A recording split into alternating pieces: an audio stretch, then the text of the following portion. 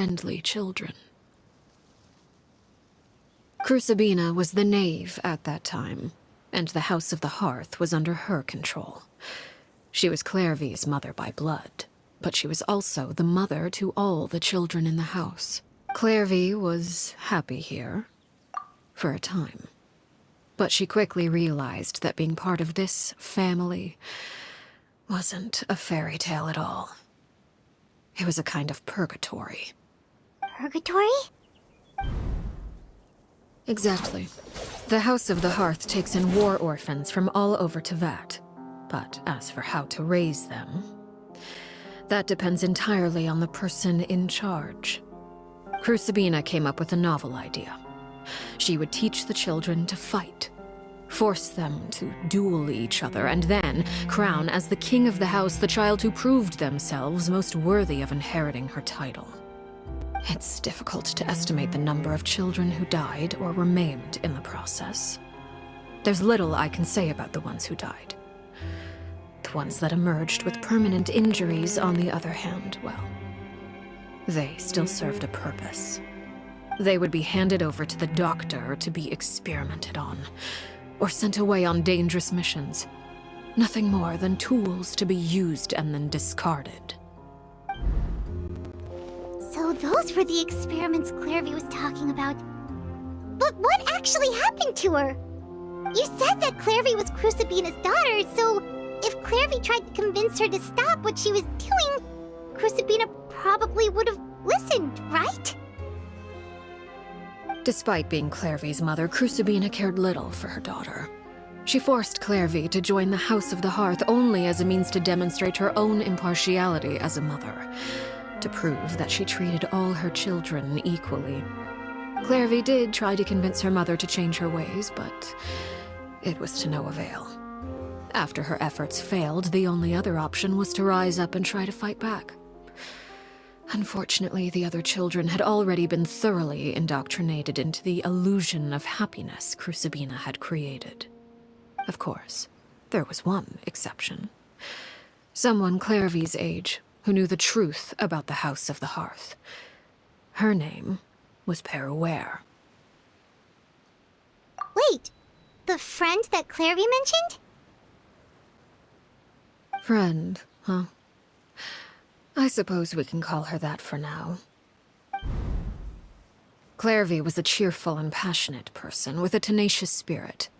Peruere, on the other hand, was rather cold-blooded. Her cold-blooded nature allowed her to see through Crucibina's facade. Yet, it was also this cold-bloodedness that prevented her from acting against it. At least at first.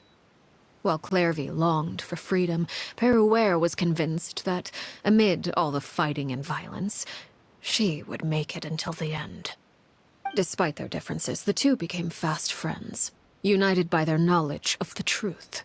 Clairvy told Peruere that she hoped to create a real family, where no one would be killed or sacrificed. There may have been a certain naivete to her ideas, but Clairvy proved her determination many times over. She tried countless times to run away, ask for help, or expose the truth. But her efforts only earned her beating after beating. The only thing that kept her going was her strength of will. Even with her body racked with pain, she would still stand on her tiptoes and open the window at night. She and Peruere would look out at the moon together, a fierce longing for freedom shining in her eyes. But one day, that light simply vanished. Oh no. What happened? Her hopelessness resulted from a culmination of things. 10 years had passed. 10 years worth of failure after failure. She and Peruere weren't children anymore, but finding any chance to escape still seemed as hopeless as ever. It was during this time that Peruere suggested a new plan. If escaping was out of the question, why not take down the very person sitting on top of this throne of lies? Mother herself. Clairvy rejected that proposal. She claimed that, as a famous harbinger, Crucibina possessed an unimaginable amount of power. trying to kill her would have an incredibly low chance of success. Clairvy never gave another reason, but Peruere could see it written all over her face. Clairvy still thought of Crucibina as her mother. Killing her own flesh and blood was a line she couldn't bring herself to cross. If she couldn't escape and fight back, then only one option remained. Precisely. Death was the only way that she felt she could be free.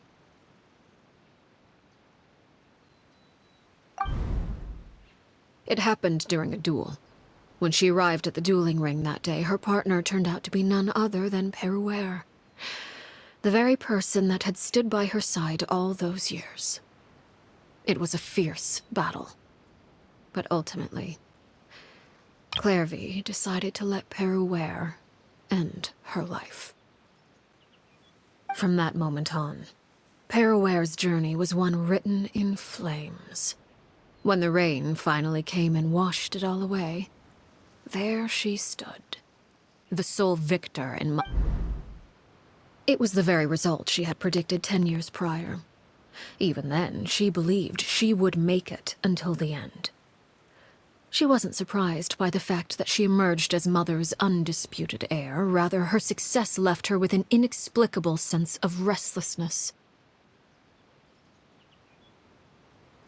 She was unsettled, and there was only one thing that could quell that sensation. Perhaps you two would like to take a guess as to what it was? Crucibina, you mean? Correct. This is the place where Peruere killed her best friend. A mere year later, this is also the place where she fought tooth and nail to kill the mother they shared. The moment she acted, any conception of what was right or wrong ceased to matter. It's one of the principles of the house. Only those who survive get to write the rules. Peruere won the battle, and became a harbinger herself. After which Her Majesty, the Tsaritsa, bestowed upon her a new name. Arlecchino. So the Perry Clairvy was talking about... It was you all along. I left that name behind long ago. I must say, hearing it now does bring back memories.